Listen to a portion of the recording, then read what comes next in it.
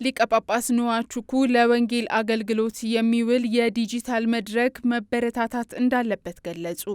በሩዋንዳ ኪጋሊ በተዘጋጀው የዓለም አቀፍ የካቶሊክ ቤተክርስቲያን የመገናኛ ብዙሃን ባለሙያዎች ማህበር ዓለም አቀፍ ጉባኤ ላይ የተሳተፉት የቅድስት መንበር የወንጌል ስርጭት ጽሕፈት ቤት ጸሐፊ የሆኑት ሊቀ ጳጳስ ፎርቹናተስ ከቫቲካን ዜና ጋር ባደረጉት ቃለ ምልልስ ክርስቲያን የመገናኛ ብዙሃን ባለሙያዎች ደቀ መዛሙርት ለመሆን እንደተጠሩ ገልጸው ከዚህም ባሻገር ለወንጌል አገልግሎት የሚውል ዲጂታል መድረክ ከመፍጠራቸው በፊት በሰብአዊና በመንፈሳዊ ስልጠና ላይ የተመሰረተ ማንነትን መገንባት እንደሚገባቸውም አጽንኦት ሰጥተው ተናግረዋል።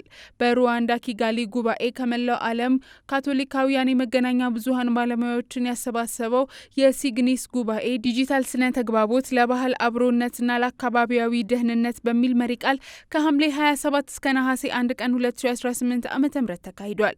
በጉባኤው በርካታ የዓለም ሀገራት የተውጣጡ ከ250 በላይ ባለሙያዎች ተገኝተዋል።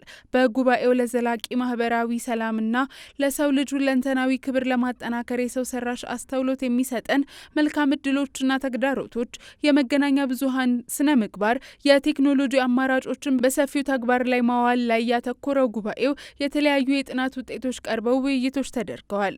በጉባኤው መርሃ ግብር ሊቀ ጳጳስ ፎርቹናተስ ሰብአዊነት መንታ መንገድ ላይ እንደሚገኝ ገልጸው አሁን ባለንበት ግራ የገባው ዓለም ውስጥ እግዚአብሔርና የሰው ልጅ በአንድነትና በህብረት ሊኖሩት የሚችሉትን የጋራ አብሮነት መገንባት እንደሚገባ አሳስበዋል። ብፁዕነታቸው የመገናኛ ብዙሃንን አቅም በማስታወስ ባለሙያዎቹ ሙያውን በመጠቀም የክርስቶስ ደቀ መዛሙርት መሆን እንደሚገባቸው ጠቁመው ይህ እውን የሚሆነው ተጽዕኖ ፈጣሪ ከመሆን በፊት ደቀ መዝሙርነት መቅደም እንዳለበት ሲታመን መሆኑን ገልጸዋል።